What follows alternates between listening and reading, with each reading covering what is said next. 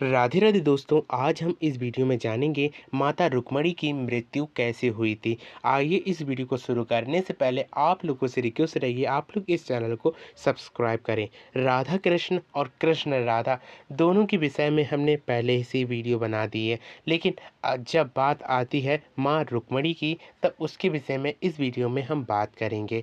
माता रुक्मणी का दुखमय जीवन तो आप सभी को पता ही होगा। जैसे कि उनका विवाह भी उनके विरुद्ध ही शिशुपाल के संग उनका भाई कराना चाहता था। जब उनका विवाह श्री कृष्ण के संग तय हो गया और हो जाने के पश्चात उनके प्रथम पुत्र यानी कि प्रद्युम्न का उन्हें विक्षोभ सहना पड़ा। यानी कि कहें माँ रुक्मणी को बार बार दुख का सामना करना पड़ा था, लेकिन जब कृष्ण संग में होते हैं तो सारे के सारे दुख भाग जाते हैं। यह समय उस समय का था जब श्री कृष्ण धराधाम को छोड़कर जाने वाले थे।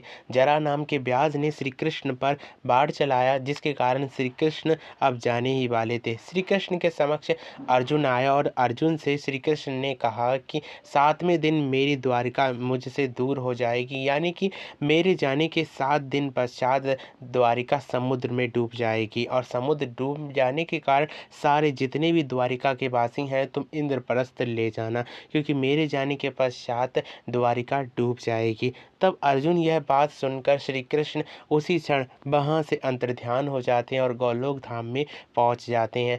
जब सारी रानियों को पता चलता है कि कृष्ण नहीं रहे, लेकिन किसी ने भी एक दूसरे से इस बात पर चर्चा नहीं की होती है।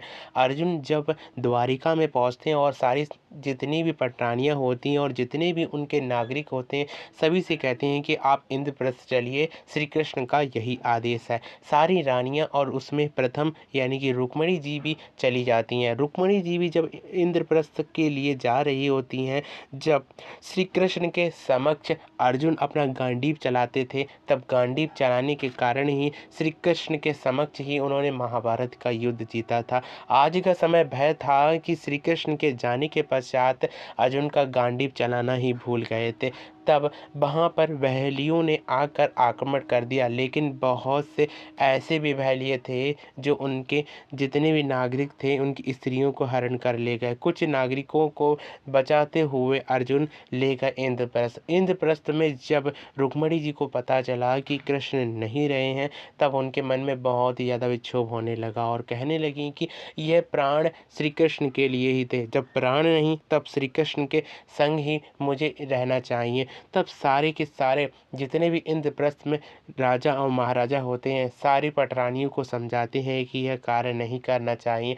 तब रुक्मणी जी कहती हैं कि जिस प्रकार से कृष्ण हमें छोड़कर चले गए और हमें भी सती हो जाना चाहिए। तब माँ रुक्मणी और अष्टभार्या जो श्री कृष्ण की थी वह सती हो जाना चाहती थी, लेकिन अर्जुन बहुत मनाते हैं। जब माँ रुक्मणी कहती हैं कि बाद में जब मेरी भी लीलाएं पूर्ण हो चुकी हैं तो मैं यहाँ रुककर क्या करूँगी, तब रुक्मणी जी भी सती हो जाती हैं और हो जाने के पश्चात श्री कृष्ण के गोलोक धाम में पहुँच जाती हैं। मान्यता यह भी प्राप्त होती है कि श्री कृष्ण के संग जो रुक्मणी जी गई थी वह श्री कृष्ण की ही होकर रह गई थी, और जो वैकुंठ की महालक्ष्मी थी वह वैकुंठ की ओर चली गई थी।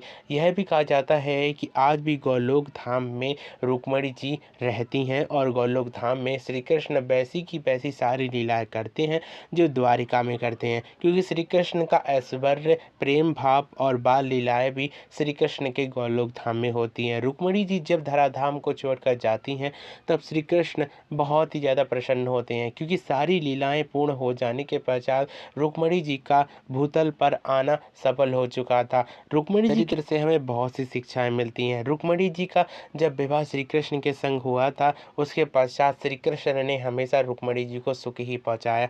जब श्री कृष्ण रुक्मणी जी को छोड़कर गोलोक धाम में चले गए तब रुक्मणी जी भी एक क्षण ना रुक सकीं, और ना रुकने के कारण मैं श्री कृष्ण के धाम में पहुंच गई। तो इसी के संग फिर से मिलेंगे एक नई वीडियो की नई इन्फॉर्मेशन के संग। तब तक के लिए मेरे साथ प्यार से बोलते रहिए हमेशा राधे राधे।